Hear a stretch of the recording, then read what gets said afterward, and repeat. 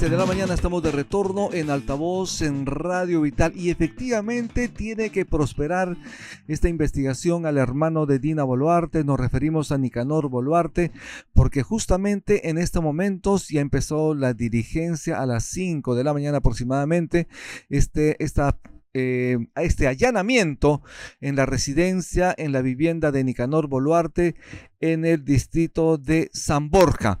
Hay que señalar que esta diligencia ha empezado con minutos de retraso debido a que los fiscales no contaban en este momento con respaldo policial.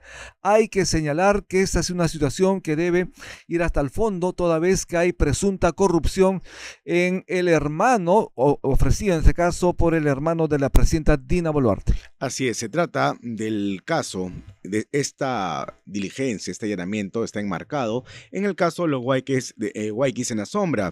¿Qué es los Guayquis en la sombra? Es una presunta organización criminal que, de acuerdo con la Fiscalía, habría captado a personas para colocarlas en puestos claves de entidades del Estado como prefecturas y subprefecturas a nivel nacional. Esto con el fin de que puedan inscribir el partido de Nicanor Boluarte, Ciudadanos por el Perú.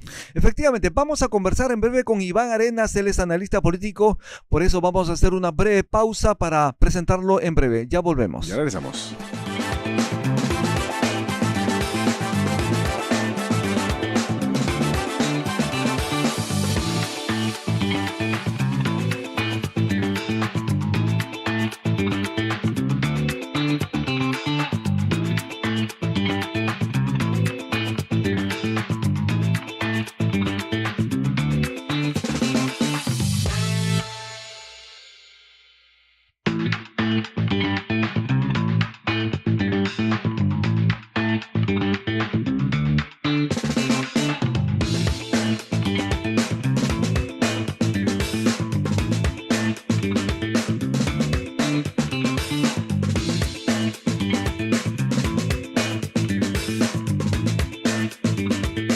7:17 de la mañana, estamos de retorno en Altavoz, estamos también en Radio Vital 91.1, gracias por sintonizarnos y gracias también por conectarse a través de su televisor en Movistar TV, canal 33 y canal 733 HD. Nos acompaña Iván Arenas, analista político. ¿Cómo estás, Iván? ¿Qué tal? Qué gusto tenerte. Muchas gracias. Gracias. ¿Has estado viajando por el Perú, me cuentan? Sí. ¿Dónde has estado? Piura, estaba en el sur, he estado en Puno, ahora me voy a Tacna. Analizando la situación política. Sí, exactamente. Y en ese sentido, por ejemplo, en este momento se está realizando el allanamiento a la vivienda en San Borja del hermanísimo de la presidenta Dina Boluarte. ¿Cuál es tu visión respecto a este tema? Porque al parecer están salpicados en corrupción. Mira, no es la primera vez que sucede esto. La segunda vez. Es la segunda vez que sucede.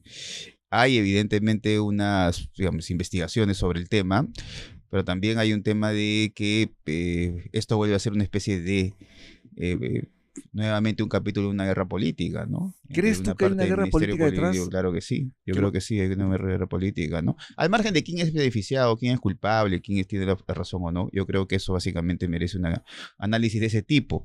Ahora, digamos, ella, mejor dicho, Dina Boluarte y su hermano tuvieron una victoria cuando sacaron de la prisión preventiva que tenía. Entonces, yo creo que es parte de una guerra política nuevamente, una guerra que hay entre la Fiscalía y el Ejecutivo, y el hermano está pagando. No sin eso, evidentemente, entender que hay algunas fuentes de investigación sobre este tema, ¿no? Claro, te refieres a que, bueno, una diligencia tiene que ser sorpresiva, y en ese caso es un segundo allanamiento. ¿Qué podrían hallar?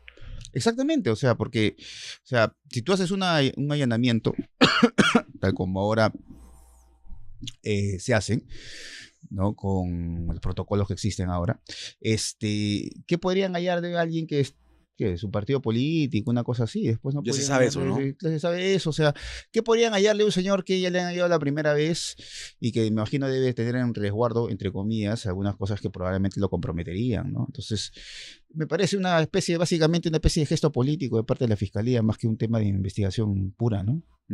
Estamos hablando del marco del operativo Ícaro, y según las investigaciones, justamente las investigaciones se estarían ejecutando de manera simultánea con otros inmuebles vinculados al caso. Ahora, esta intervención forma parte de una nueva denuncia contra Boluarte Segarra. Estamos hablando del hermano de la presidenta Dina Boluarte, que viene de atrás, pero detrás, en el fondo, obviamente, cuando el río sueña porque piedras trae. Sí, probablemente, claro. ¿No? O sea, Claro que sí, porque todo el mundo... no es un gobierno inmaculado. No, en ningún momento. Ni digo eso ni pretendo decirlo. Además, acuérdate que, aunque lo dicen, y hay voces, digamos, de gente que está en el gobierno, se dice que él tiene mucha injerencia en el gobierno directamente, ¿no? Entonces, que el hermano tiene mucha injerencia en algunas decisiones que son absolutamente públicas, gubernamentales, y que son finalmente decisiones de Estado. Entonces, creo yo que en esa situación me parece interesante que, digamos, no podamos decir solamente que es un gobierno inmaculado, en fin, evidentemente hay varias investigaciones que la señora probablemente va a tener después que se vaya, inclusive más que las que tiene ahora. Pero este gesto en particular sí me parece parte de una especie de nuevo capítulo en una guerra política que ya viene desde hace mucho tiempo atrás, ¿no? Y de otro lado, el retorno de Santibáñez al gabinete ministerial. De Premier en las sombras, ¿no? Así es, al parecer que es el Premier en la sombra, como dice Aarón. ¿Qué sensación te da? Porque se pensaba que era una afrenta al Congreso de la República, pero en el Congreso no pasa nada. Yo creo que Santibáñez nunca se fue. ¿Ya? Había una tira cómica en una, de verdad, el hombre que se llamaba la tira cómica en un diario nacional que ahora ya no está, hecho por un genial caricaturista, se llamaba Alfredo, que se llamaba El hombre que no podía irse. Así es. Los que somos un poquito pasados los 40 sabemos exactamente que... El hombre que no podía irse, salió la tira cómica en la República hace muchísimo tiempo. Exactamente, ¿no? Y Alfredo lo sacaron de ahí para poner a otra persona, en fin. Pero el hombre que no podía irse es una persona que evidentemente no podía irse, que estaba ahí todo el tiempo, ¿no? Entonces, me parece que Santibáñez ha sido el hombre que no podía irse. Claro, fue nunca. Censurado por el Parlamento. Fue censurado, pasó de asesor. Pero siempre ha estado en los círculos más cercanos de poder y siempre ha sido una persona clave en el poder. Ahora, yo creo que es básicamente una decisión política. No me parece que es una decisión de afrenta, sino yo creo que al gobierno le faltaba un operador político de fuste de Santibáñez. Y me parece que Santibáñez, además, y él lo ha dicho creo que a propósito, él tiene además alguna expectativa, algún futuro político, y me parece que ese futuro político también de alguna otra manera lo piensa digamos, aprovechar en este momento, ¿no? Me parece que al gobierno le faltaba un operador político del tamaño de Santibáñez. Te digo porque es un buen operador político en el sentido de que sabe evidentemente parar, digamos, es un pararrayos de todas las discusiones que hay alrededor del Ejecutivo, ¿no? ¿Crees tú que tiene igual fuste o mayor maña posiblemente que Otárola? No, va por ahí, ¿no? No, sí, va por ahí, claro, las mismas características. Es un operador, Otárola también. Pero claro, pero Otárola era un operador con visión más de Estado, ¿no? Otárola movía los resortes del Estado, pero no solamente a nivel ejecutivo, ¿no? Él tenía la capacidad de poder llegar a acuerdos con gente que no era igual a él. Entonces él hacía de alguna otra manera mayor capacidad de operación, operativo político, ¿no? Santibáñez no. Santibáñez no es una persona que, digamos, una persona que se mantiene en sus 13 y a partir de ahí sabe que gobernar el país es básicamente entenderse con algunos grupos políticos y lo demás no le interesa. Pero no está en el Minjus para sacarnos de la Corte de H. Eso hay que descartarlo. No, yo creo que no. Además lo han dicho también los gestos de gobierno, además no están en yo creo que en ese momento, yo creo que si es un buen operador político sabe de alguna otra manera medir los tiempos del Ejecutivo y sabe, digamos, oler, otear qué se viene, ¿no? Además, qué frente nuevo se puede abrir. Entonces, el frente, salirse de la IDH es un frente muy duro, muy difícil, y hay entre comillas, un desacato, ¿no? Acuérdate de esta ley, que el apoyo además, ¿no? El tema de los policías, pero la amnistía de los policías, pero me parece que no creo que vaya a meterse en un tema bastante espinoso para su gobierno. Además, yo creo que es un operador de la transición, fíjate. Me parece que ella lo está colocando para los últimos días para que sea una especie de pararrayos y operador político de todo el Ejecutivo, sobre todo de ella, ¿no?